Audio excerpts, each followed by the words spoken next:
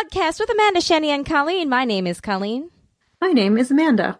And I'm Shandy. Welcome to the show, everybody. This is season 3, episode 33, episode number 133. Woo! All right. No, 123. Wait. Did I do that again? Yeah. I did it again. Darn it. 1 2 3. Okay. I didn't know. I believed what you were throwing out. I know. I've got to go through all of my notes. Like, how did I do that again? Episode 1 2 3 on March 9th. 1 plus 2 plus 3 does not equal 5. No, so I thought it was going to come out of... All right, so I was going to ask you guys if we could take this week off. And then I was like, wait, it's episode 333. And I think it's going to come out on March 9th. And that's just too perfect. But it's going to be March 8th. So that is forget cool. It. It's not. It's going to be the 8th. Oh, balls. Just like one day off on all of Well, these. we could put something special out on the 9th just to... No, I'm good. Didn't know how far you wanted to push it. No, just think of us in spirit tomorrow, everyone. Yep. Or yesterday, depending on when you're listening to it. Or maybe you've hit the jackpot and you're listening to this on Saturday, the 9th of March, 2019. Then good job. You did it right. You found our Easter egg. Anyway, what's up, ladies? It's just, I was holding back from saying it because I want Matt to have that one. I'll give it to you. So I have this giant wine glass that I got from this restaurant here in Raleigh called Bella Monica. Oh my. Joanne has actually come to it with us. And I'm not sure who else has been there, but it's got, see the line optimist, pessimist, but it's in Italian. And so, I just thought that was like, like the restaurant will like put their name on it because I can't like see it very clear. No, so it says optimista, pessimista, and then there's the line. So you got to keep the line above the glass to stay optimistic. Fun. Glass half full, glass half empty. Get it? Yeah, I do. Yeah, I like it. Plus, it's a giant glass, so I don't have to run upstairs and get a refill. Giant glass, generous pour. I like it. I like your style. Glass half I'm very full. boring. I'm drinking tea right now. I'm sorry. With honey and lemon. I'm feeling a little feisty. Ooh. Are you fighting a cold, you said? I am fighting a little. Well, I wouldn't go that far. I'm hoping it's not a cold. I hope it's just a sore throat that this magical tea will cure and everything will be fine. There is something going around the office. We have a few coughers in our midst that don't like to stay home. They just like to come to work and cough on everything. And it's really gross. And I've managed to fight them off until now. And I'm hoping I'm still going to reign victorious and not be sick. You go, girl.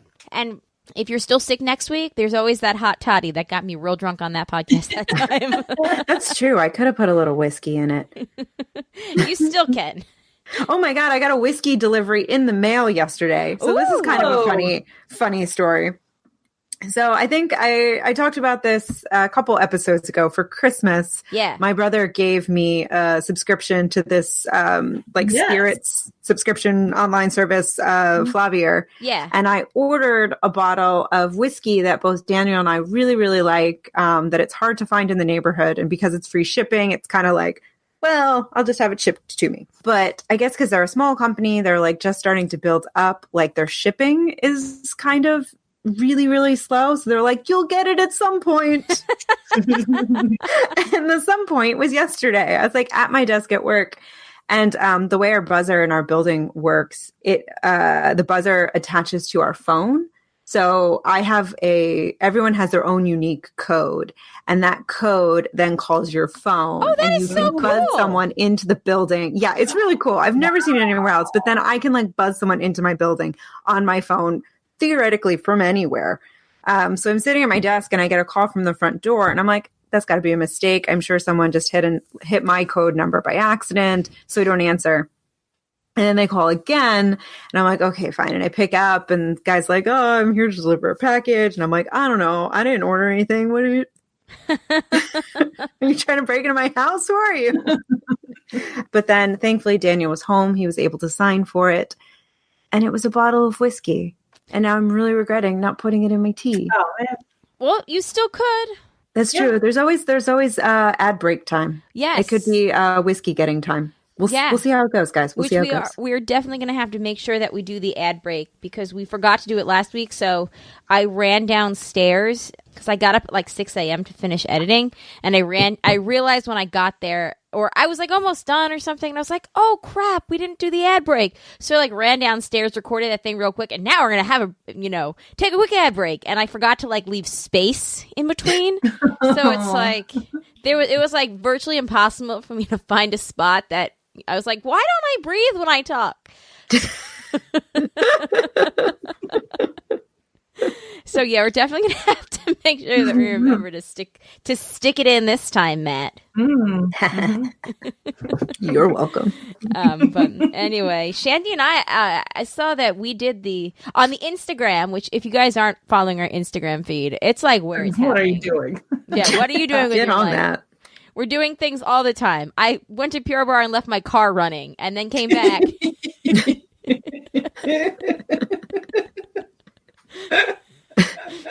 You were just really excited to exercise. I was so excited. I might have only slept like for 4 hours that night too. But anyway, so I live storied that. Shandy's been live storying the saga of her tights ripping, and oh my god! I know you had one 2 days ago. Yesterday, 2 days ago. A second fucking pair of tights. Yeah, but no, it was after I did mine, and you started to post, and you had the shirt "My Body Is a Battleground," and I saw the first 3. That was my one thing. And you did your one thing, but didn't you post something after? Because I had noticed when I was in the middle of the night with Alex, and I couldn't listen with sound, that there was more. It was the verdict. It was the aftermath. It was the just confirmation that the Amanda method works. Okay. Yes, I'm glad you had success. Awesome, because I was so upset that I missed the conclusion because I totally forgot to go back and check the next day, and then I was like, "Does this save anywhere in our account?" It doesn't, unless you you do it. Yeah. So no, it was just a happy ending. That's all. Which is what we all dream of. I'm like muting myself because I was just about to sneeze. I think that I'm like sneezing because I think I figured out that I might have a pollen allergy. Oh. Is it polleny out there now? Yeah. Oh, it's super. My whole car was covered. I mean, this is so you have to remember, early. We're in Monterey. It's like things start to flower and blossom in like February. Oh. And I don't know if I told this story on the podcast last year, but after the Big Sur Marathon, the day after, I went home from work sick. I was just feeling terrible. Yes, you did. Yeah, I went to the doctor. I got an EKG. I was worried about my lungs. It was crazy. Everything was totally fine.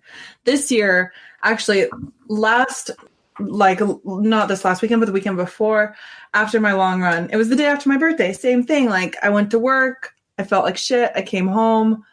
I didn't end up talking about it on the podcast because I was kind of bummed about it. But I finally went to the doctor, and again, it was basically me saying, could it be this? Could it maybe be that? Should we do a blood test? Can you check my iron? Can we do this? Can we do that? And so she gave me an inhaler because I was like, maybe it's sports-induced asthma. Maybe it's, Wow. So I tried that with my long run 2 days ago, and it kind of seemed like maybe it worked. But then the more I was talking about it, the more I realized, mostly because a couple of people straight up told me that it's probably a pollen allergy. And it's the season. It's like spring is a long, there's a lot of pollen in Monterey just in general. I've been hearing people complain about allergies since I moved here.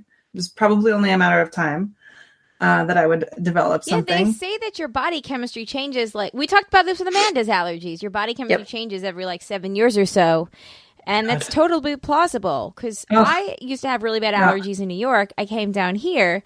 And my allergies went away, which is kind of crazy because it's hella polleny here, but it's different pollen, so maybe so maybe. And now all of a sudden, I find that I've been more sensitive to it again. So no, that's terrible. Well, and never having had allergies, or at least anything that I identified as allergies, the symptoms didn't add up to me because I just think of allergies as breaking out in hives or your throat closing up, but it was just fatigue, massive fatigue, some sneezing, but not crazy, a little bit of throat irritation, but mostly it feels like I smoked a pack of cigarettes. And Right. I was told that basically like what happens with the pollen, like when you inhale it, they like sticks to your lungs and like doesn't want to come out. So Yeah. I'm like, So when my doctor calls me tomorrow for the results of my blood work, which is probably totally normal, knock on wood, I will suggest to her that maybe she tests me for that, which is just like, it's frustrating that I feel like I'm the one sort of like being the doctor here, but still paying them. Anyway. Well, have you tried just like popping a Claritin and going for a run and seeing if that does anything? No, let me write this down. I remember go get yourself a Claritin. Claritin is the best. Remember when I had the cough for like the 2 years straight? Yes. And I took it up until the day Alex was born, and they were like, yes, you can't take that anymore if you're going to nurse. Not because there's anything harmful in it, because it dries you up. It's a decongestant. Right. So they like gave me some other shit, which maybe it was mind over matter, but I haven't needed it since, knock on wood. But yeah, try Claritin. It's like, I will try Claritin, but I feel like even the doctor asked me if I had any allergies, and I was like, well, like not that I know of. And then I was like, oh, but side note, like recently I've sort of developed this weird reaction to IPAs. Yes, like, I was just it gives me a headache, and it makes my nose runny. And she like it's like it didn't even register. And I don't know if that's because it was beer, so maybe she's not taking it seriously because it's alcohol. I don't know, but it was like after the fact, I was like, holy shit, like this all lines up. It's all related. It does. And now you got this IPA thing and this other thing. It's the timing is just, it all makes so much sense, which makes me annoyed that I have allergies, but happy that I can at least identify what it is and then hopefully figure out. Right. And at least none of them are like, you're going to go into anaphylactic shock allergy. No, exactly. Right. Yeah, exactly. Totally. Well, but it is. I noticed, like my doctor too was very hesitant to send me to an allergist right away when I was having all my stuff. They're usually like, oh, we usually like to wait a couple months before we. And you were like, bitch, I'm a lobster. Send you. Right. And I'm like, well, my face randomly explodes from time to time. I've been to urgent care 3 times. You have to send me to an allergist. Yeah. No, seriously, this is like, to me, this is the most logical explanation that like when I walked in with these symptoms, somebody with actual medical training should have been like, let's try you for allergies. Oh, you haven't had allergies before? But okay, well, since it can develop at any point in your life, like, let's check it out. It's like, it's one of those things where it's like, if it looks and sounds like a horse, like, don't give me an EKG and suggest a pulmonary test that may or may not be reimbursed by my insurance. Just like, give me an allergy test. So, yeah, I don't know why doctors are so hesitant to go the allergy route. It's like they like to rule out the big stuff first. Are allergists like not generally covered by certain insurance plans or something? Like, are they trying? Mine was almost completely covered. Okay, then I paid like a higher copay because it's a specialist. But all the testing. Pretty much, kind of. Like I didn't get a bill for anything. Kind of like how your OBGYN is considered a specialist. Right. Yeah. Stay tuned. I did discover though that since I got an inhaler because she was like, "Let's try this." And so I went to the pharmacy and they were like, that'll be $30. And I said, did you take my insurance? Like, yeah, like that's after the insurance. It's $30. Right. And I have quote unquote good insurance. Like it's probably $3,600. I was like, this is terrible. What, like, okay, I can drop 30 bones one time to try this thing out.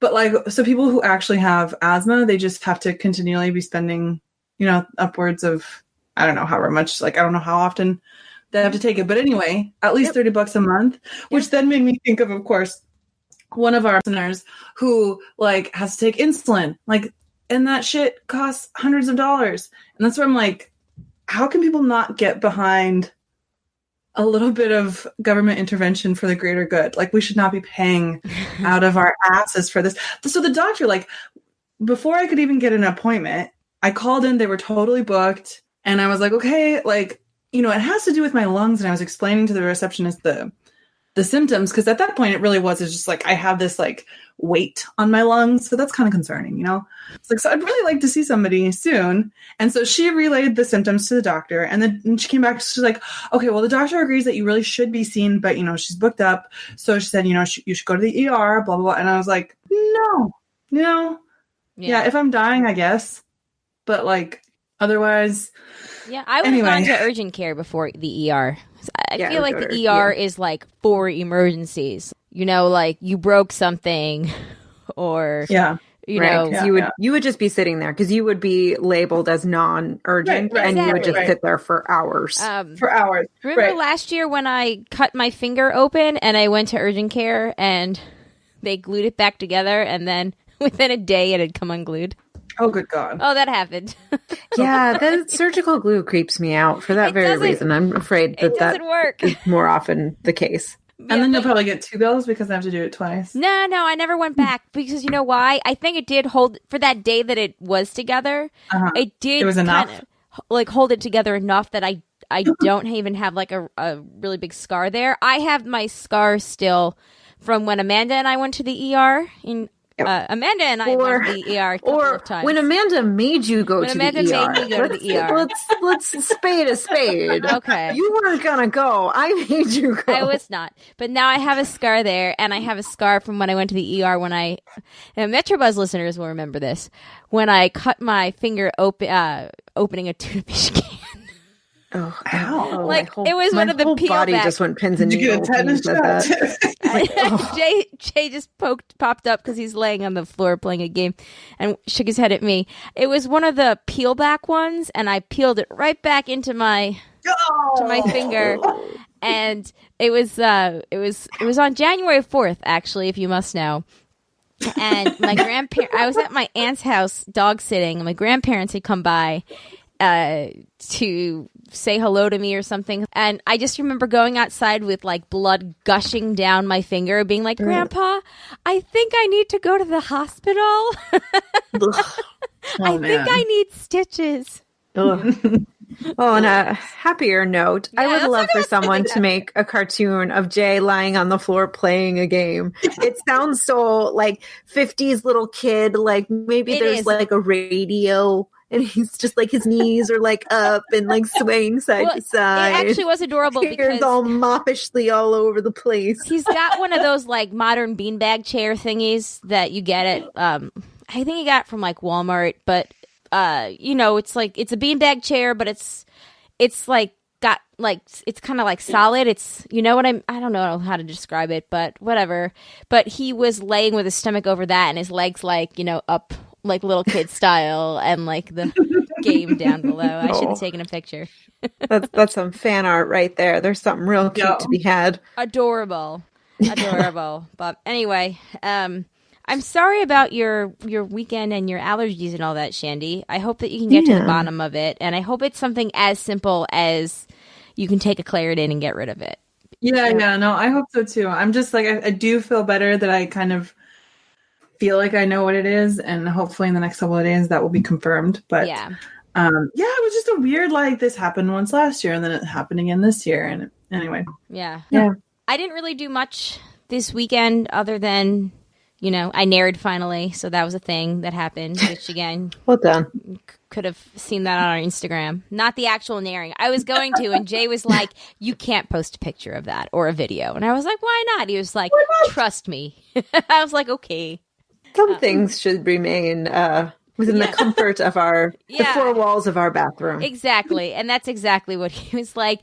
Maybe not so much at this time. And I was like, okay, fine. But other than that, I finished my taxes, and that was pretty much it. Yes, congratulations. Thanks. I still have to do mine. Usually I'm done by now. I've been very bad. I've been traveling too much. Anyway, maybe we should move on.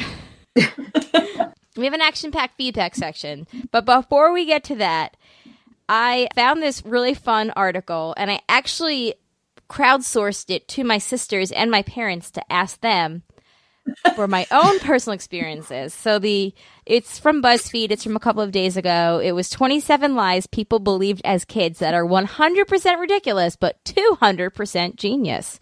This is by Spencer Althouse.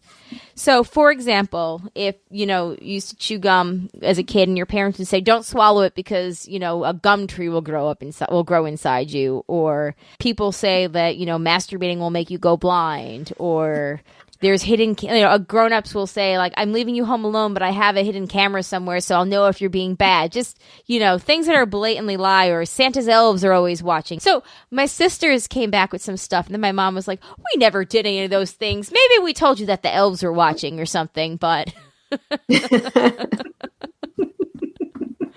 But the thing that we always tell Zach is, Zachary, we will take you back to the hospital. You have a warranty. Oh, that's cold. We do. And the worst was, we're horrible. When I was still pregnant and Alex was going to be born like imminently, and if Zach acted up, we'd be like, look, we're going to be at the hospital having a new baby soon, so we're going to be there anyway. We could always just exchange. Wow. Oh, can't wait till that comes up in therapy. That's all right. Oh, terrible people. So, let me read some of these ones that were from BuzzFeed, and I did not pull all 27 out. Yes, Matt, that's what she said. I didn't. I just took a couple of highlights here of ones that I found to be particularly funny / ruthless. The first one is fairly harmless. My mom lied to me and said that if the ice cream truck played music, they were actually out of ice cream. I actually heard a similar one somewhere with that, where like the parents said that the music of the ice cream truck was not the ice cream truck, it was the dance truck. Oh. So whenever they hear the music, it was just meant the whole family had to get up and dance. I kind of love that. I know, I do too. The next one is, my parents told me that I couldn't play outside after dark because bats would try to grab my hair. Ooh, that's terrifying. I know, right?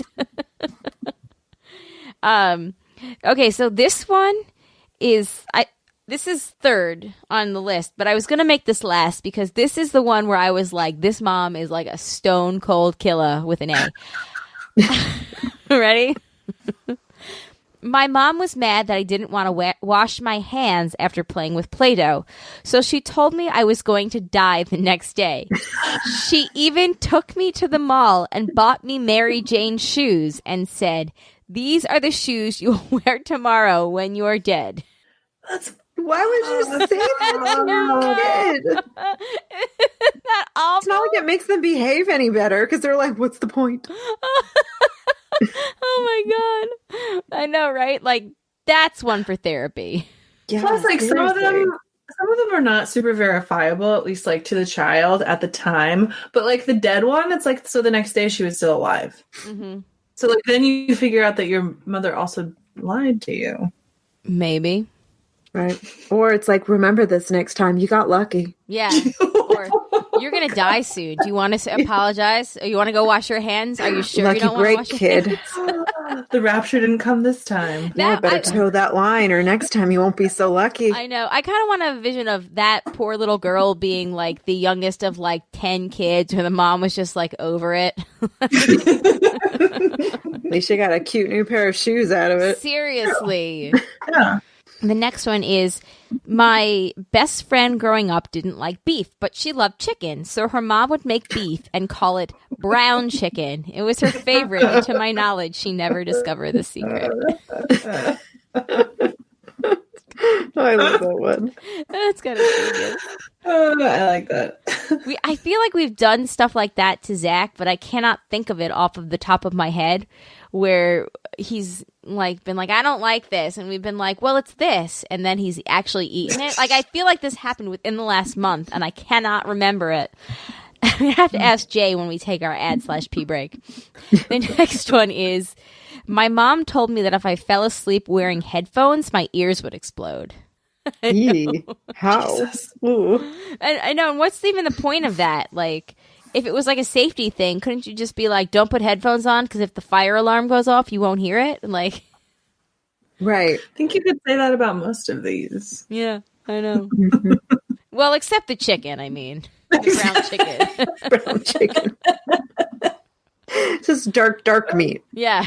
Yeah. Super dark The meat. other dark meat. The other dark I was going to meat. say that. episode title. That's what I was thinking.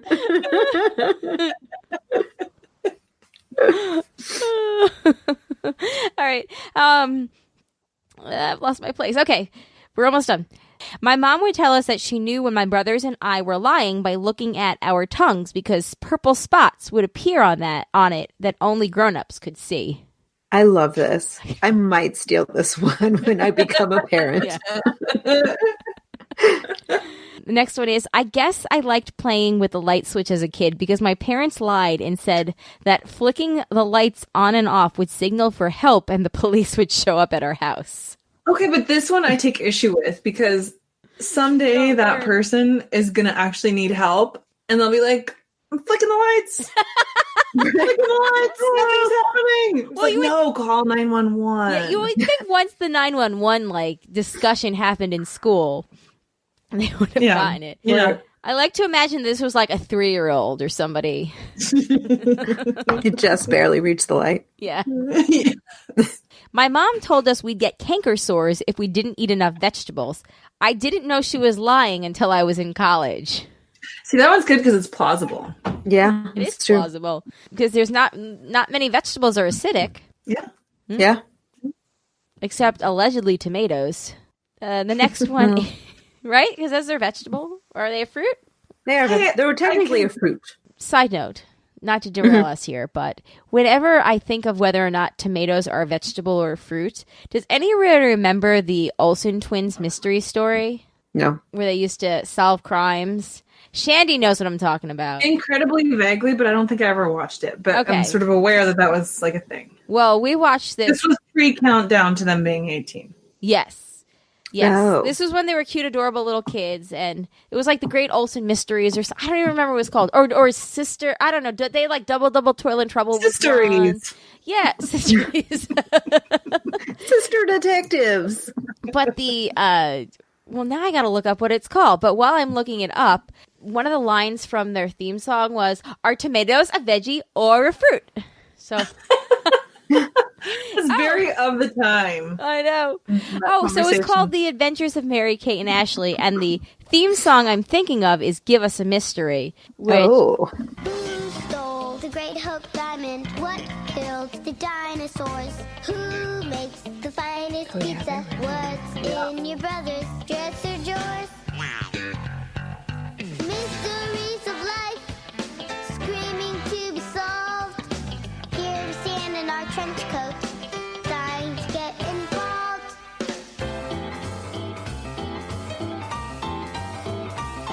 We're super duper snoopers, first class private eyes. Figure out our clearer uppers, mistresses of disguise. We've got the know-how, we got the knack. Now all we need's a case to crack. We're two super duper snoopers, give us a mystery. What is the Loch Ness Monster? What is a cherry on top? Where is Amelia Earhart? That's a pretty lofty question. Where is Amelia Earhart? Veggie or a fruit? Who is in that Barney suit? To find out why or how, call who? Us. okay, that's enough of that.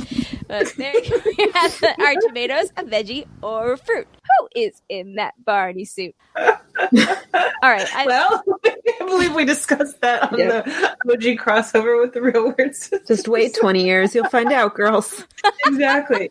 How fitting that we talked about that with sisters. Oh my God. Yeah.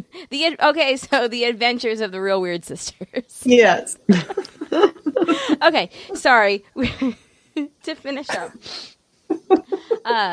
My dad told me that the hazard lights button in my car was actually an eject button, and if I pushed it, the seat would shoot me out of the car.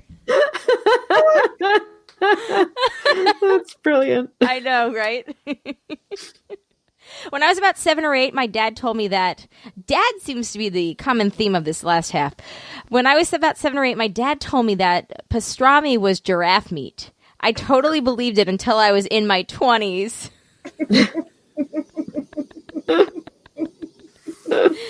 Two more. My dad told me that the crust was the healthiest part of the bread. I always thought my classmates were weak for eating Uncrustables. I believed this until high school. And finally, I was devastated I could never get my face painted at my school's summer social because I was allergic to face paint.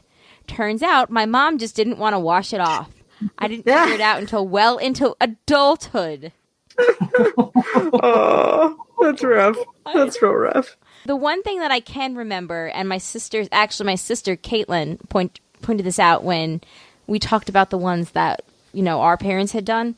My mom said that if we ate the crust of our bread, we'd get curly hair. Oh, yeah. I heard that one too. Yeah. Yeah, that one was used on me too. And it worked because now my hair is curly. Okay, your turn, guys. What did you have? What did your parents tell you? Well, that one. But then the other really big one for me, my mom told me that it was illegal for redheads to dye their hair. That's right. You've told us this. Yeah, and if I did, that the cops would come and arrest me. Totally fair. Yep. Oh Yep. my goodness. Shandy, do you have any? I mean, besides like Santa Claus, the Easter Bunny, and the existence of God, not really. But no, I was racking my brain because I feel like there should be, but I don't know. I would have to maybe talk to my siblings too, because it's possible that there are things that I'm just not remembering. But that's just, I don't know. That's just not really my mom's style. Well, good for your mom. She's just too like factual and like the. Yeah, I don't know, but maybe there's some really good ones that I just don't remember. I don't know. I'll get back to you if there are. Okay, cool. Nice. And anybody out? Amanda, do you have any more? No, that was really the only two big ones for me. Okay. I am now fascinated because I would like to know what I could steal from other people. So, because I am, Shandy's mom is better than I am. I feel like at some point I'm going to return you to the hospital is going to not be a thing anymore. Yeah. And I'm going to need some new material. So please help a mother out. Send us your answers, thebroadcasters3@gmail.com or 331-276-2373. Or you know how to get in touch with any of us. Just, I don't know, get it to us at some point. Send a carrier pigeon. Yeah, exactly. 20th Century Fox them. Yeah, and stay tuned for the Instagram Live in which Zachary has a temper tantrum and I Instagram myself telling him, or Jay telling him I'm going to take you back to the hospital. Oh. All right, let's stop here, take our ad break / pee break / Amanda's makeshift hot toddy break, and we'll come back in however long Spreaker picks to put the ad in. So, all right. Was that a good break, everybody? What everyone do on their break? I got a little bit more wine. I did too. Made pee-pee, so I feel good. I'm Nice. ready to go. I opened my Got Tequila because Oh. I don't know if this is a thing that's going to happen or not. But as we approach our facey back portion of the evening, we did say last time that we've got 3 Ts, 3 threes, Got Tequila. I think we also promised to call this episode 3 Ts, 3 threes, but I might be taking that back because I like the other dark meat better. We don't have crystal balls. We don't know what amazing, funny things are going to be said. Also, I have to say about this Got Tequila, I have the tequila. I did not think about the limes. Oh, me neither. I was just going to Oh, choose I it do with have lime. limes. With our powers combined. Just send them through the Trees. internet. Think, guys. Think. I'm sending you lime. Trees.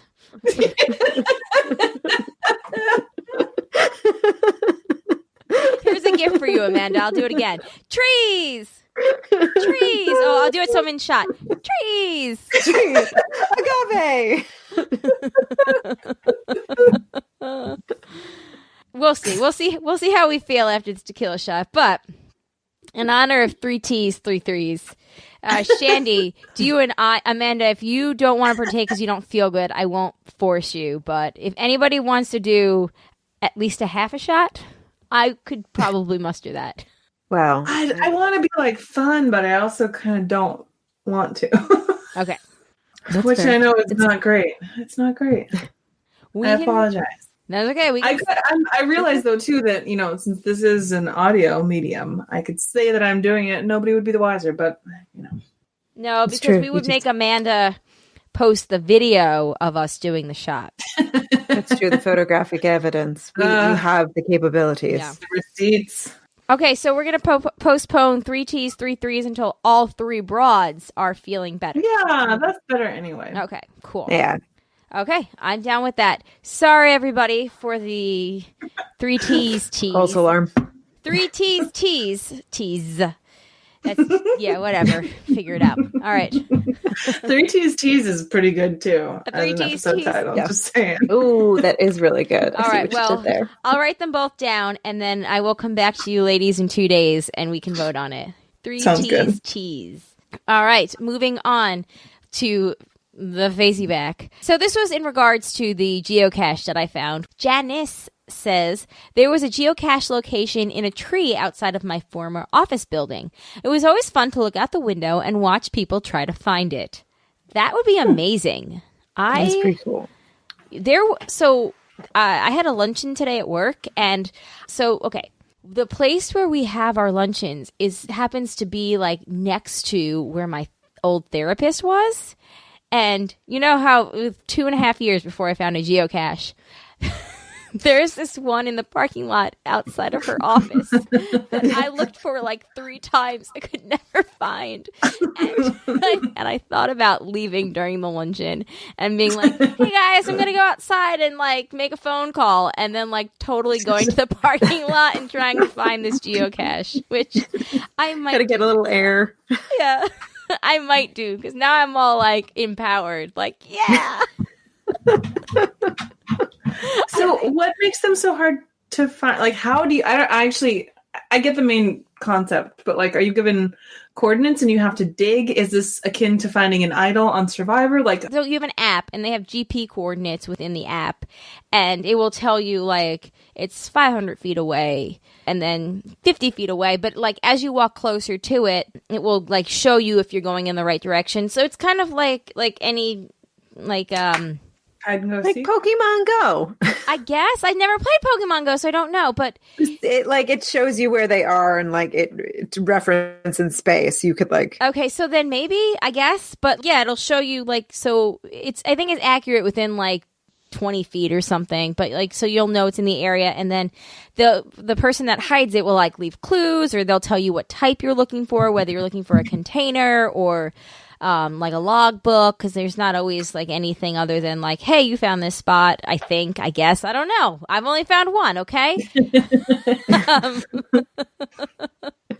According to my phone, I've been like really close to like a whole bunch of them. So I've like never had any idea of what I've been looking for before the one that I found. So that's why I'm thinking maybe, just maybe.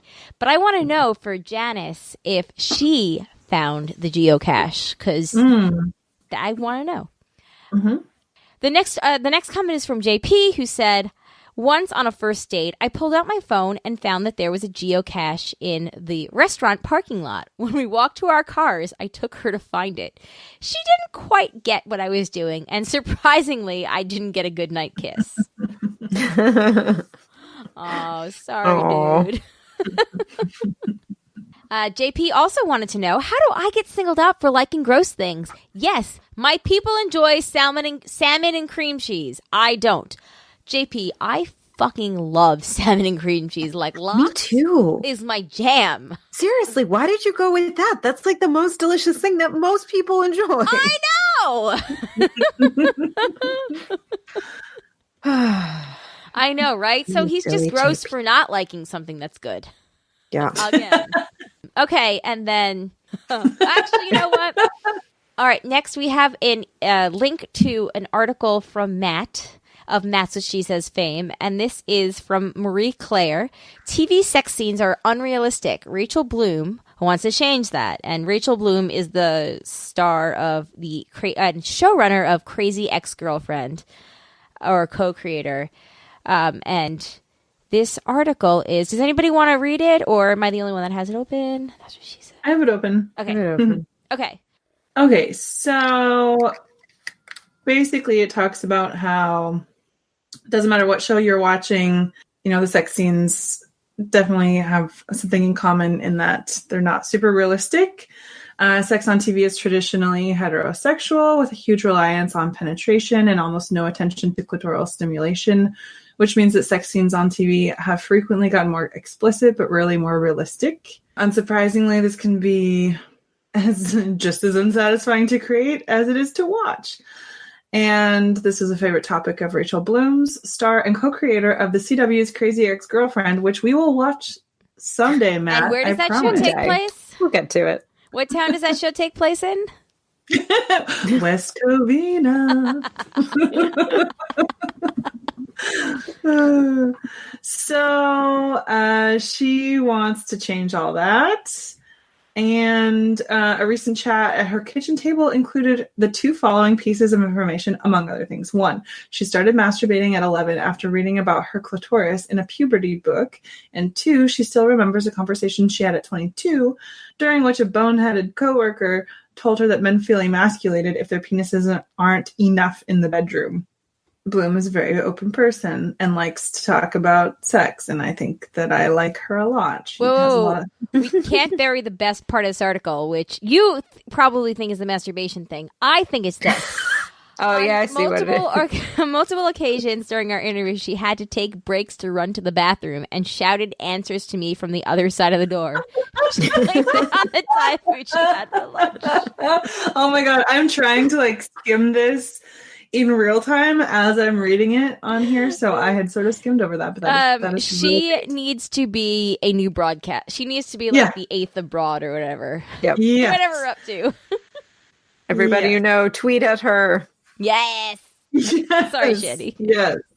So she goes on to say that obviously, sex scenes are portrayed with a very male gaze, makes it look very easy to make a woman come, by penetration alone, blah, blah, blah. There's not diversity. A fact that a small percentage of women can actually orgasm vaginally, which I would just, We had this discussion. We've had this discussion. Have you guys seen the picture of the clitoris, which came out last year, which is amazing that we didn't have beforehand.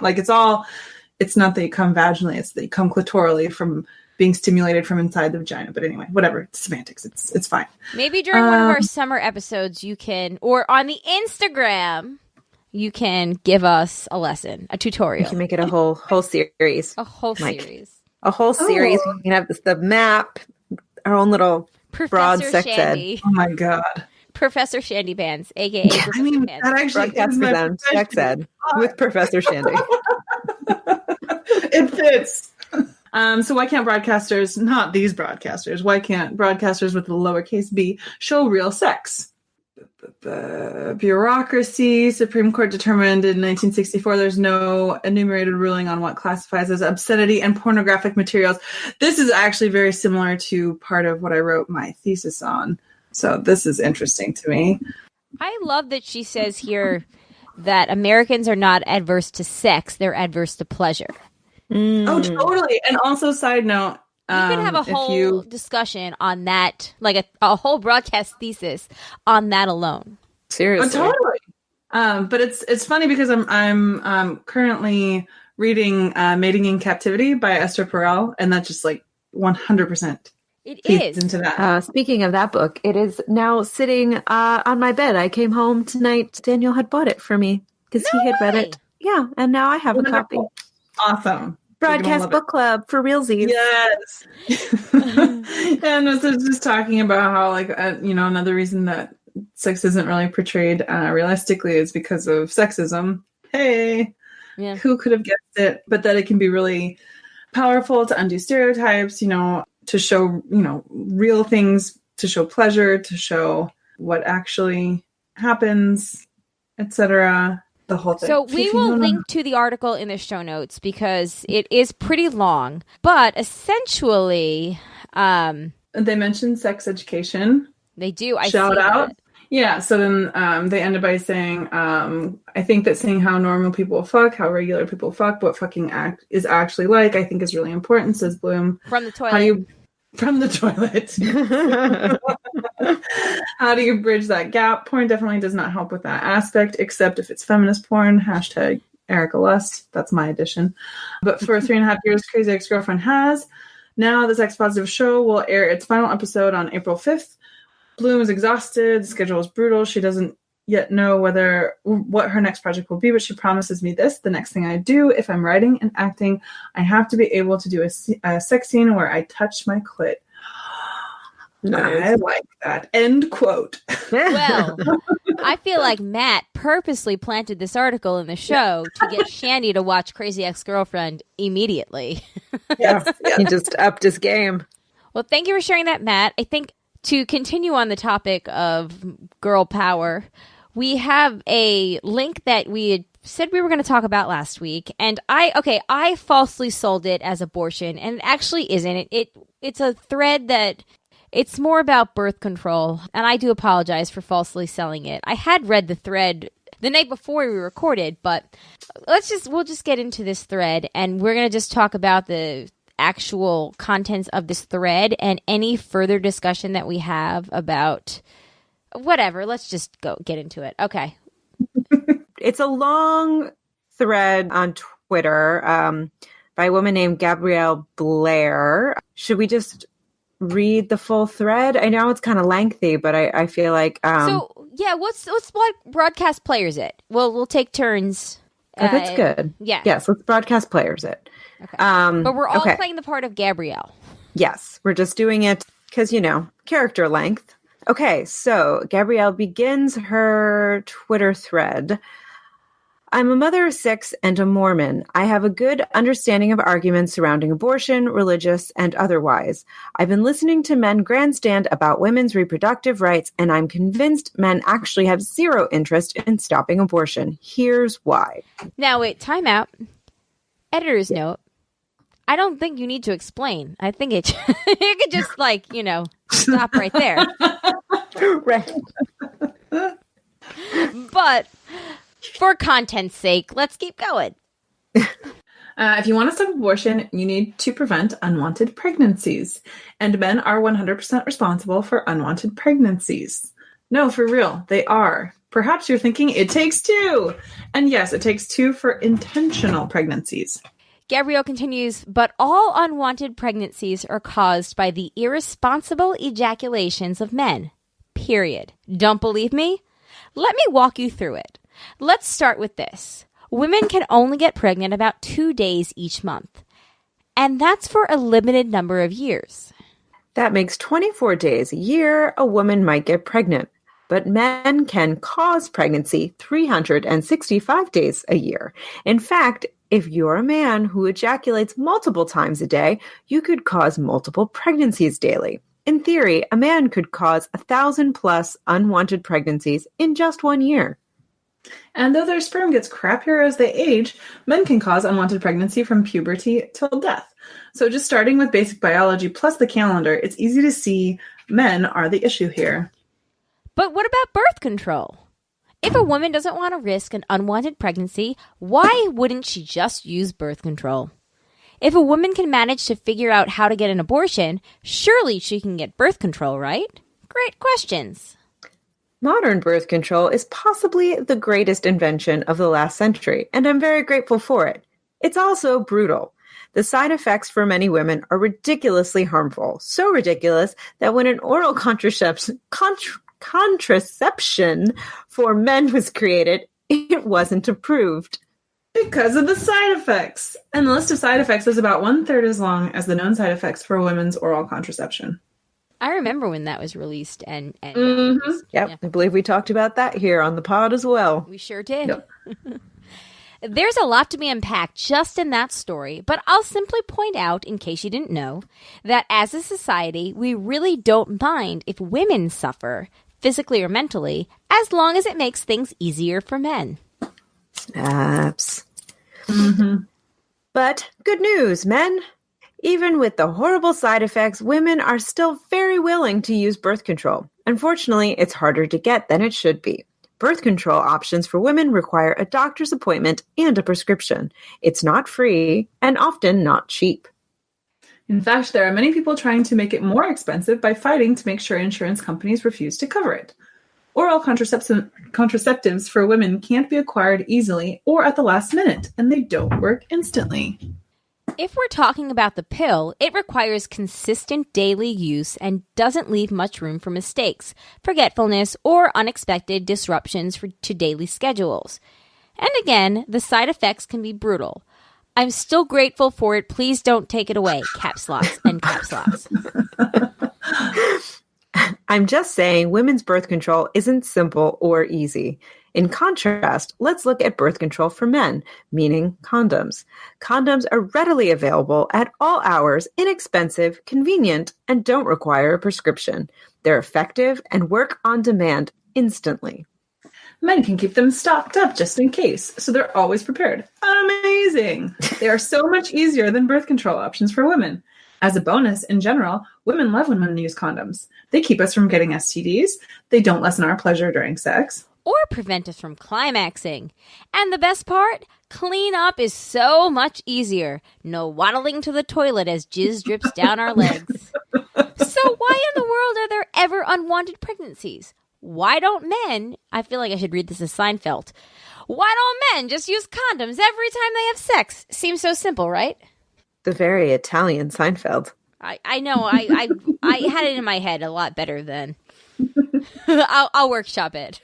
It was good. It was good. Why don't men use condoms? Good first attempt. Oh, gosh. Okay, where were we? I remember. Men don't love condoms. In fact, men frequently pressure women to have sex without a condom.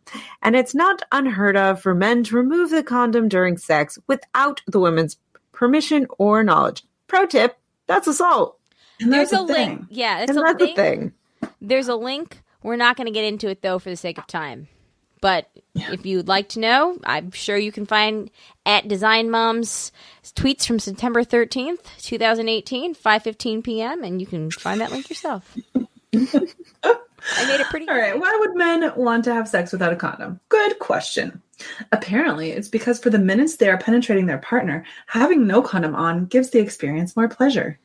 So, there are men willing to risk getting a woman pregnant, which means literally risking her life, her health, her social status, her relationships, and her career, so that they can experience a few minutes of slightly more pleasure. Is that for real? Yes. Yes, it is. What are we talking about here, pleasure-wise? If there's a pleasure scale with pain being a 0 and going down into the negatives, a back scratch falling at 5, and an orgasm without a condom being a 10, where would sex with a condom fall? Like a 7 or 8? So it's not like sex with a condom is not pleasurable. It's just not as pleasurable. An 8 instead of a 10. Let me emphasize that again. Men regularly choose to put women at massive risk by having non-condom sex in order to experience a few minutes of slightly more pleasure. Yeah, just to clarify here, and now I've never been a man, so, I mean, maybe in another life that I don't remember, but let me rephrase that.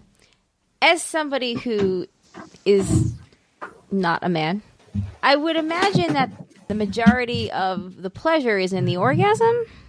So does a condom make an orgasm less? Can you not feel that less? It just makes it harder to achieve orgasm, correct? Very good question. Yeah, I don't know. I mean... Also, not being a male, not certain. Okay, just wondering. Continuing. And also, I feel like that I've been reading this like I'm in the vagina monologue, so there's that. Now, keep in mind, for the truly condom adverse, men also have a non-condom, always-ready birth control built right in, called the pull-out. It's not perfect, and it's a favorite joke, but it is also 96% effective. And then there's a link to PlannedParenthood.org, which you can also Google. Yes. So surely we can expect men who aren't wearing a condom to at least pull out every time they have sex, right? Nope. And why not? Well, again, apparently it's slightly more pleasurable to climax inside a vagina than, say, on their partner's stomach. So men are willing to risk the life, health, and well-being of women in order to experience a tiny bit more pleasure for like 5 seconds during orgasm. It's mind-boggling and disturbing when you realize that it's the choice men are making. And honestly, I'm not as mad as I should be about this because we've trained men from birth that their pleasure is of the utmost importance in the world. And, parentheses, and to disassociate sex and pregnancy, end parentheses. And while we're here, let's talk a bit more about pleasure and biology. Did you know that a man can't get a woman pregnant without having an orgasm? Which means that we can conclude getting a woman pregnant is a pleasurable act for men. But did you further know that men can get a woman pregnant without her feeling any pleasure at all? In fact, it's totally possible for a man to impregnate a woman even while causing her excruciating pain, trauma, or horror. In contrast, a woman can have non-stop orgasms with or without a partner and never once get herself pregnant. A woman's orgasm has literally nothing to do with pregnancy or fertility. Her clitoris exists not for creating babies, but simply for pleasure. Which goes back to Americans have no problem with sex, but have a problem with pleasure. Mm-hmm. And women's pleasure in particular. Yep, all comes back round. No matter how many orgasms she has, they won't make her pregnant. Pregnancies can only happen when men have an orgasm. Unwanted pregnancies can only happen when men orgasm irresponsibly. What this means is a woman can be the sluttiest slut in the entire world who loves having orgasms all day long and all night long, and she will never find herself with an unwanted pregnancy unless a man shows up and ejaculates irresponsibly. Women enjoying sex does not equal unwanted pregnancy and abortion. Men enjoying sex and having irresponsible ejaculations is what causes unwanted pregnancies and abortion. Let's talk more about responsibility. Men often don't know and don't ask and don't think to ask if they've caused a pregnancy. They may never think of it or associate sex with making babies at all. Why? Because there are zero consequences for men who cause unwanted pregnancies. If the woman decides to have an abortion, the man may never know he caused an unwanted pregnancy with his irresponsible ejaculation. And there it is. And there it is. And then the article goes into how obviously, men got their panties in a bunch and tweeted at her, and she just coolly and calmly threw each argument to the ground. But again, the article is on the Facebook page, so you can read more about it there. This woman is my hero. I love her.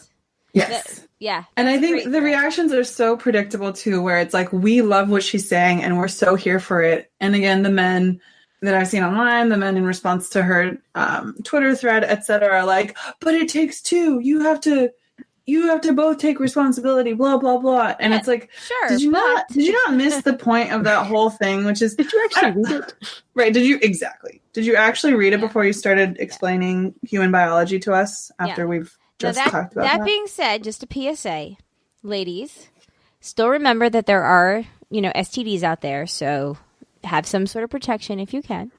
Yeah. Don't use the pull-out method. And don't just use birth control if you're having sex with somebody that if you're having penetrative sex with somebody that you don't know what their status is. But like, I just really like how this finally shifts the responsibility, because it's us, it's our bodies, and we are forced to bear all of the consequences and then have men legislate about what we can do, even though it is our bodies. And it totally doesn't look at the other part of the picture, which is, again, it does take two, but really it's like, I don't know. And this is where I would say, no matter what your stance on abortion is, or pro-choice or whatever, if you as a man are not prepared 100% to let whatever woman it is that you're having sex with make whatever decisions she's going to make, whatever that might be, whether it's to keep the kid or not, if you're not 100% behind that, then you shouldn't be having sex ever at all. Period. Like, if you think that you have any choice in the matter, stop having sex. Yeah, what you're penetrative saying sex anyway. is you're making a choice for what feels good for your body. So don't make... how do I word this right? You're making the choice for what feels good for your body. So don't be surprised when the woman asserts the choice that's best for her life. Yes, or for seriously. whatever, Yes. Yeah.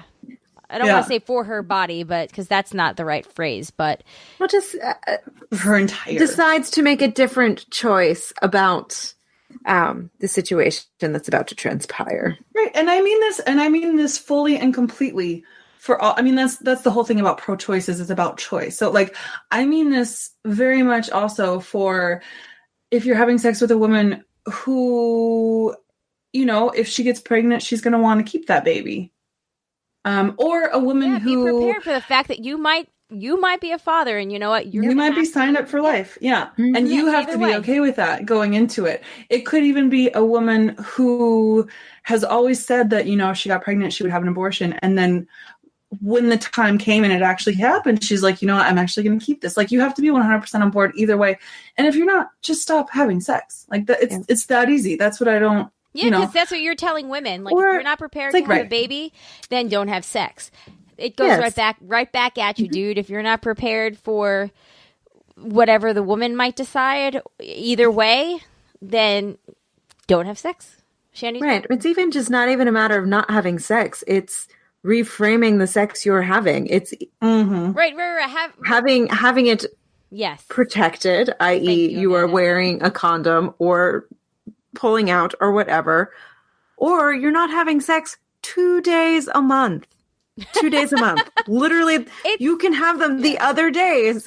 Yeah. I understand that not every woman is regular, but If somebody's not regular or if you're hooking up with a stranger and you don't know their cycle, like you can also just have non-penetrative sex. Like that's totally an option too. No, but like, it is just like you know, you can't believe the faux outrage about abortion when it's like, okay, but those men are still having sex. So like there's something else going on there. And it turns out that something else is just about controlling women. So, and you know, getting your jollies off.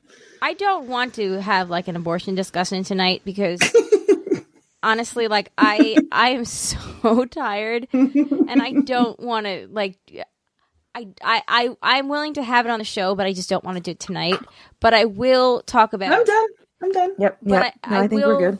I will back up though what Shandy said, and hope that it doesn't snowball from here. That and what Amanda said. Sorry, Amanda. That's okay. Shandy was just the last one to talk. So Front of mind. that what I think what it comes down to for a lot of women is not whether or not you would choose to have an abortion, but it's give me the choice to make that choice. And I think a lot of the pro-life quote unquote, the people who want to make abortion illegal kind of miss the point with that it's not so much a, you know, I want to use abortion as birth control, which is I grew up in a conservative household. I heard that all the time, that women were just didn't want to use birth control. They just wanted to abort their babies as a birth control method. And being and that was when I was a girl, and being an actual woman in the world and talking to other women, that's not a thing. Right. And abortion is not fun and easy. It's not just like, ooh, I'll just schedule one for next week, like you would a haircut. And there's a lot of states where people can't just schedule one for like that, like a haircut. But I think that to me, it's not about whether or not you would support people having an abortion or not. At the very basic level, it's about giving women the right to make that choice themselves. And if you don't want somebody to have an abortion, then you better don't put your sperm inside them. A, don't put your sperm inside Wrap them. it up or keep it to yourself. Don't put your sperm inside them. And B, don't say that you care about little babies that are going to be killed and then at the same breath say that you don't want to be responsible for something like the Affordable Health Care Act providing free birth control for all women just to go out and have sex as they will. So don't say that, because that's actually a contradiction. Like, don't say you want to save the babies at the same time you don't want to pay for somebody else's mistakes. Like, fuck you. That's a man's mistake too. Well, and I know we're not having this conversation, but I would also add to that once that precious baby is in the world with a mother that does not want it or cannot afford it, don't say that you also then don't want to provide the spaces for which would help that poor baby that was born into the world in a pretty disproportionate and sad also, place. Why don't you contribute to adopting that baby instead of the ones that you stole from the border?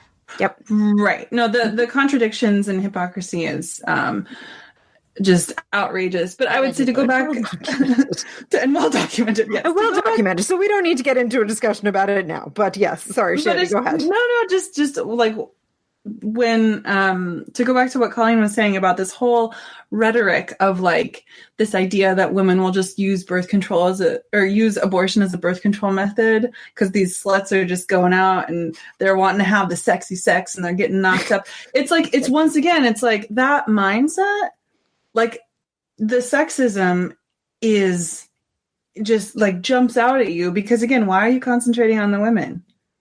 Mm-hmm. Why is there's no discussion about like, okay, maybe those slutty ass sluts did want to go out and have all the sex. Well, the men they're having sex with could have chosen to wear a condom. All right, let's cut this off here because we've got like 27 more emails to get through. When we were talking about this, something we hear some more in future episodes. Yeah, right. I'm willing to continue this discussion if anybody wants to. I know that John wanted some talking points, which I did pull the clips, but I really want to move on. And let's finish this up with some Matt's What She Said. And before we start that, Matt clarified last week we wanted to know the context of it could have gone an inch further. And he thinks Amanda said it and that it might have been about Russian doll. That sounds like something I could have said, but you know. Exactly. I don't take any credit for what past me says. Again, maybe about the ending that could have gone an inch further with a condom. That's exactly what I said. Exactly. Totally. Which actually, that reminds me, total brain fart. When we were reading that article that I was trying and failing to skim about showing sex realistically, this is my other pet peeve, is when there are sex scenes in TV shows, they almost never just like have a short 1 or 2 seconds where somebody reaches over and grabs a condom. So it looks like they're all just having unprotected sex. Right, and like, I just think that's irresponsible television. Yeah. But I would like for that to be included. Yeah, like every show. Mm-hmm. Yeah. Yeah. All right. Let's finish up with some Matt's What She Said, and then we'll hit up the rest of the emails and get out of town. All right. Matt starts, good stuff. Get in on that. I got multiple. Just one for me. He was just immediately drawn to them like, oh my God. I love that they're all decorated that way. Lucky pull. I did something for the first time ever yesterday, and I'm super stoked about it. Please don't fall in the water. This is my first time. I went to my office and was like, guess what I did, everybody? There's a vessel for something tastier. I trust you. Let's do it. I don't do it all the time. I just do it when I'm particularly busy and feeling stressed out. Sometimes I'll do it in the morning, but the majority of the time I do it when I first get to work. Let's limber up, guys. Stretch out. We have 3 now. I gave it to him yesterday just to see. You can't have it both ways. Sorry. We kept thinking you were done. We weren't letting you finish. I think we have to leave all this in. Matt needs this. Do it for Matt. I don't want to wait that long. Oh, that's a good batch. Thank you, Matt. Or I believe, as we said last time, that's a good haul. It's a good haul. All right. And now it's time for our emails. Yes, it is. Email time. Email time. Hooray. So our first email is from Drake. He writes, "Hello, broads." Oh, by the way, its title is Toxic Work. So get yourself in the mind space, guys. Here we go. I think we're still there. Feminism. We're still there. Okay, here we go. "Hello, broads. I worked at a sandwich shop my last year of college. One of the managers hated me for some reason, and I think it was something my sister did. And eventually the manager got put in charge of the schedule. I went from working 40 hours a week to 10. I ended up only working on days that the manager had off. The owner of the shop wouldn't do anything about it. The manager also started to take tip money away from me that I earned and said I didn't deserve it. Ooh, that's not cool. After a few weeks of making basically no money, I quit. I later found out the owner wouldn't do anything because he was cheating on his wife with her. Oh my. Oh. Well, that sorry. That is a lot. I think I was going to say that sucks and that's shit and it got mashed up. Managers are not allowed to take tips. And I feel like if, like workers should have some sort of rights where their schedules can't get cut from 40 hours to 10 hours. But hey, hashtag America. Okay.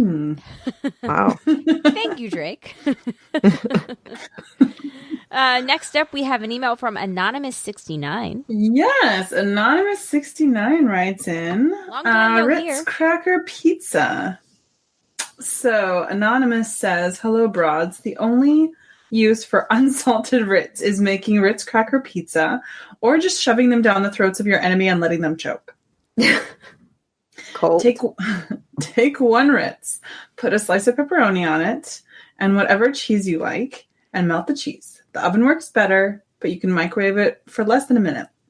Obviously, you can change the toppings, but pepperoni and shredded cheese is my go-to." Anonymous69. I would say you could also add giraffe meat, aka Pastrami. pastrami. But seriously, Anonymous69, this sounds like a wonderful little snack for like when you have people over and you could just make a tray of these little pizzas. I'm totally adopting this. Yeah, actually, did you guys ever have pizzas? Did you guys ever have English muffin pizzas growing up? I have them to this day. Okay, because that was like a big thing, like in my house growing up, where you took an English muffin and you put pizza sauce on it and cheese and pepperoni and toasted it or just pizza toast is what I like to do. Which is just, I guess, not English muffin, but no, it's just a piece of bread. That's awesome. I love bread, but it's cheese. Got a bigger surface area, than an English muffin, so you can more room for the goodness. That's amazing. I still like my favorite pizza is Elio's pizza. No, yeah. What? No, I know what you're talking about. I mean, it's the best. I love Elio's pizza still to this day, and I won't make it for my children, just for me. Fair. I do like the French bread one is okay. I can't remember the brand. It's Red Baron. Okay. Yeah, that one's okay. I knew that a little too quickly, but yeah, it is. I wouldn't commit as hard as you're committing and say that I love it and it's my favorite. But it is a thing that I have eaten before that I enjoy. Yeah, no, Elio's pizza all the way for me. If Anonymous69, if you or anybody else has any wrong way ramen pizza or wrong way ramen in general, let us know. Ooh, ramen pizza. I draw the line there. I let people have their ramen burgers, but ramen pizza, I'm gonna have to stand up and protest. I feel like that could be a thing. Oh, I hope it's not. Mm-hmm. Anyway, our next email is from Steph, and it is Women in Unity. Hello, broads. Just a quick little background on myself first. I've been a listener of Jay and Jack since the Lost days, but have never written in to any of the shows until now. Well, welcome! I am normally a very shy and quiet person who rarely steps outside of my comfort zone. I am ashamed to say I have never given much thought to women's rights or women's equality until listening to your show. I guess it's because all of my life I was the lone female in a sea of boys/men who always supported me. I now realize how lucky I am, and not all women have that kind of support. You three have helped me to open my eyes to the struggle of women. Recently, I was given the opportunity to take part in a video all about uniting and uplifting women, and the first thing I thought of was, I'm going to send this to the broads. And I also wanted to share this with you because I can't think of a better group of strong and inspiring women such as yourselves and your listeners. I am hoping that you will help to share our video and to help us reach as many people as possible. It is our goal to reach 5,000 shares. Thank you for all you gals do. I am very behind in episodes right now, but that's because there were a lot of rehearsals for this. But I plan to be caught up in a very near future. Steph. Well, get current, girl. Yeah. Yeah. We've had a lot of fun stuff coming up recently. But the Women in Unity video that Steph was participated in is we are women stepping out of our comfort zone in silence, shining in optimism and power. The dark days are gone, the bright days are here. And the video is at womeninunity.com. I will link to it in the show notes, but it's a fun little unity dance project where women of all different backgrounds, ethnicities, life situations come together to empower themselves, to show their strength, resilience, and gifts. The video is kind of cool. I would love to know from Steph which one she is in this. So if you want to write back and let us know. But if you want to check it out, it is pretty cool. And yay, women supporting women. That's awesome. But check it out. We'll put it in the show notes. Awesome. And thank you for writing in, because that's awesome. Yes, we love first-time writers. We love first-time writers. And we especially love when first-time writers become long-time writers. Or rather, recurring writers. Recurring writers, like this next person, if I may. Yeah. Yes, you may. Okay. So we also have an email from Got, which is entitled Honorary Broads. And he writes in, Dear ladies of the broadcast, I find that I must add my perspective into Michael's recent request to be considered an honorary broad. Despite Michael and I having a history of acrimonious exchanges on PO, at first glance, there seems to be significant merit to Michael's request. Michael, after all, is a longtime friend of the show. His contributions to the broadcast are without question. Where would the broadcast be without the great friend zone debate? Ugh. I mean, that is, a question. Yeah. Probably hours shorter. Has all the makings of a question. His haikus are the best. I can get behind that. I agree. Oh my God, we still have that haiku that we have to Instagram that he gave us. I totally forgot about putting it up. That's what she said. That's what she said. Okay, so Got goes on. I visited the change.org page intending to sign in support of Michael's quest to be declared worthy of broad status. However, once there, I had a change of heart and I could not bring myself to sign. My reasons are as follows. Number one, granting the much coveted broad status to Michael would mean there are only 3 broads who identify as female and 4 broads who identify as male. More male broads than female? This must not be allowed. Could this be a conspiracy for a patriarchal takeover of the broadcast?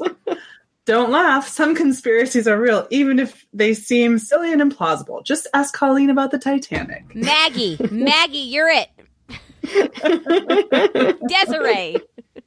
Oh, I'm still sad that I missed that particular I was so drunk, convo. but I regret nothing.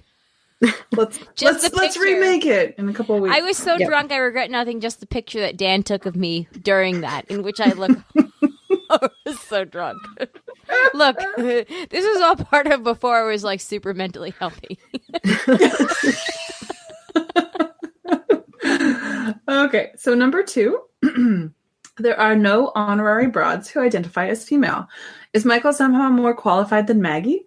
More qualified than Des? Is he more qualified than Astrid, the youngest of broad? Of Des, Astrid. The youngest of broad. I believe there are well-qualified ladies who should first receive this, the highest of broadcast honors. 3. There are a myriad number of ways for men to support the broadcast. For example, one could traffic in possibly illegal shipments of quality tequila to ensure the broadcasters have the happiest of holidays. Or a person could think up a clever way to rename a day of the week to honor their favorite podcast. A man could create high-quality graphics to honor Broad's Day. Or alternately, he could just promise repeatedly to do so while actually failing miserably. However, this type of thing should be done as a sign that the broadcast is important. Podcast support through worthy contributions, such as the Friend Zone debate or lovely haikus, is wonderful. But lobbying for the title of honorary broad, it just appears unseemly and perhaps smacks a bit of male privilege. Ooh. Side note, we have created a monster. That continues. For these reasons, I chose not to sign the petition. Happy Broad's Day to all of you. Got. P.S. Can anyone find my hidden subtle reference to the movie Heathers in the email? And I will leave that to you, ladies, because I don't believe I've ever actually seen the movie Heathers. Amanda and I watched the movie Heathers at the Upper West Side while she was cat sitting. Was that you? Or was that I mean, I've seen Heathers before, but I've seen it at, like, when I was a kid. I can't remember if I watched it as an adult. Who was it? But that sounds like something I would have done. But anyway, I don't get the reference, and I'm really sorry. I do really like the movie Heathers. You know what's really funny? I bet you Michael's going to know the answer. Also, this is my favorite email that we have received in a while. It was good. It was really good. So much joy. You've just totally opened us up to get about 20 new haikus in the next week. Yes, a bit of healthy competition. Ooh, I like this. Indeed. But God does raise... It's like peacocks. They're peacocking. Yes, please peacock more. But God brings up a good point, and we should maybe bring some more ladies into our I'm going to right now bench of broads. I'm going to right now make a motion for Maggie, Des, and Joanne to join the first group of honorary broads. And Astrid. The inaugural. And Astrid. Astrid, yeah. Junior broad, like you know, Daisy. Like Daisy Youngest broad. You can't do any better than that. That's great. All right, cool. Yeah, I like it. Accepted. Motion passes. Yep. All right, all in favor? Unanimous. Aye. Unanimous. All right. Maybe now you can sign the change.org petition because we now do have more honorary female broads than male broads. All right, our next email is from Greg. Okay, so Greg sent us an email entitled Feedback! ! Hello, Amanda, Shandy, and Colleen. Lots more exclamation points. I felt inspired to respond to a couple different parts of the most recent episode. They are kind of unrelated, so feel free to chop this up into 2 episodes or all at once, whatever works best. I may ramble a bit in the first section. My bad. You're good. You're good, Greg. We're going to do it all at once. We're just going to ram right through this. You're welcome. The first part was about having down days or phases. I probably experience them more than most normal people, as I live with depression and anxiety and have for about 20 years. I'm sorry, Greg. This doesn't mean every day is bad, but I find myself more susceptible to being down than to being happy. Either way, I think those moments are okay and normal. I've experienced a couple of deeply significant losses in my life, and the weight of those situations weigh on me more around the anniversaries of them occurring. Every year is different. It's an ebb and a flow. I totally understand that. Hear that. Grief is not a straight line, my friend. It is not. It's not. One of these instances is in February, and I felt it deeply this year. Why this year more than last year?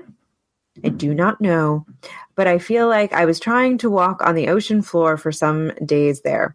I've gone through enough days like that to know they fade and to not let it overtake me, but it can be a struggle at times. I'm still making my way out of it, and it's a process and different each time. I think there is still a stigma to having issues like I do still today, sadly. I know for a fact that I work with someone who has openly mocked someone for simply opening up about how they were feeling. That person's an asshole. Mm-hmm. Opening up is the first step towards healing, but I know I must only do that with those who have earned my trust. Maybe this past month has hit me harder, partly due to the fact that someone I thought I could trust has proven otherwise. Yeah, gosh, I'm sorry. I guess all this said, it's okay to be sad at times. I think everyone feels that kind of bleh phase at times, and it feels and is seen differently in all people. I hope anyone struggling knows to talk and be open with loved ones who have proven trustworthy. Amen. I agree. Enough rambling about my depression. I think I lost my point along the way. You did not. You made your case very. That's your depression talking. Exactly. I wanted to respond to the 2 questions that you all answered. 1, the best quality in a friend. I think one of the most important qualities a friend should have is the ability to listen, truly listen, and take what is said seriously. Yes. Don't disregard it or only listen to fire back a response. I think being heard and then someone responding in kind has a huge effect on people. It does for me. Yes. I so agree. Mm-hmm. 2, to-do lists. Personally, until the past couple of years, I didn't do to-do lists really. But at a certain point at work, I started getting a lot more projects and ideas thrown at me of things I wanted to do. I now have 2 types of checklists. One is long-term and the other type are multiple short-term goal ones. Ooh, I like that. For the long-term, sometimes I'll just say, do X with Y documents. If I don't start it or there aren't many details, it may just say that. Other times it may start with something like that, and then I'll have various levels of bullet points of different phases required to complete and the progress of each step. I'll update it as I go, highlighting what I've done and adding notes if I am waiting for approval or feedback from someone. I do this in a Word document, which is super basic, but has worked for me. I love this, and I might steal your list making tactics. For the short term, as basic as is again, I just had the notepad on my iPhone. If it's stuff I want to complete that day or that weekend, I'll make a quick bulleted list there and delete stuff as I complete it. Without these, I would not have the reputation I have of having my shit together at work. Amen. I would not be as effective as an employee without some sort of way to track stuff like this. Sorry for the super long email. Have a great day, ladies. Greg, that is great. You're kind of a list-making savant. Who knew? I know. Those are some really great functionality. You have upped my list game a little, friend. I think I'm going to borrow some of your really well thought out methods. Oh my God, Amanda, I want to send you your first bullet journal. Oh my goodness. I don't know if I'm ready. I'll wait till April 1st. So prepare yourself. You've got 1 month. Okay. I mean, really, don't think it's that great. They're literally $5 at Michael's.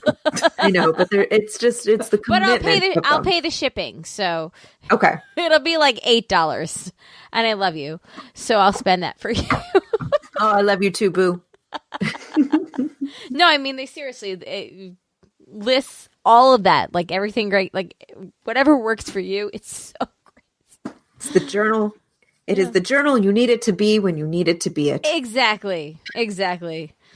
All right, and then I think we're going to finish up this show with Andy's virginity. All right, so Andy writes in, "Hey, broads. I think I'll take Amanda's advice and scratch one thing off my to-do list in an attempt to improve my mood. First up, make a to-do list." Yes. Guys, the broadcast self-help book hitting shelves here. Yes. I know that'll make it easier for me to navigate what I have to do, but I get caught in the thought loop of being overwhelmed by what I have to do. It is tough. Think about making a list, then lumping it together with what I have to do and getting overwhelmed all over again. Yeah. I hear that. Again, a lot of my lists are just like notes that I've scribbled down on a Post-it so as not to forget. I do that too. Yeah. That's like the really immediate stuff. There's nothing wrong with that. Sometimes those Post-its will stay with me for a week or two. Ooh. Nice. move from one page in my agenda to the next until I finally finish them. Okay, so Andy goes on. This will clearly be a process when I'm working through in counseling. My anxieties and fears keep me from doing a lot of things, but even baby steps will help, yes. And let's just get the obvious joke out of the way of having a consenting woman on my to-do list. Also, she's a person, not a thing. True that. True that. Mm-hmm. Not much else to report. Some of the condoms I bought a while ago expired, so I won't be using those. The other box is good for a year, so no pressure there. Hopefully they won't go to waste, but I'm getting ahead of myself. Let me start with the list and go from there. Hashtag I'm with hers, Andy. Oh, Andy, it's like you just listened to our discussion like a half hour ago and then wrote this email. Or the second paragraph of the email. It's just in tune. And Andy. It's like Andy's been listening to so much that like all of our feminist like flow has like come into sync. Yes. Yeah. Yes, that is wonderful. I was just going to say, dude, I have a story about expired condoms too, and I don't think I've told it on the podcast, and I don't think I ever will, but maybe someday, in person, because it's pretty funny. Okay. Maybe. Anyone who's going to Raleigh, ask me in person. Yeah, or maybe at a bonus show. I don't think so. Do it. All right, fair enough. Well, thank you, Andy.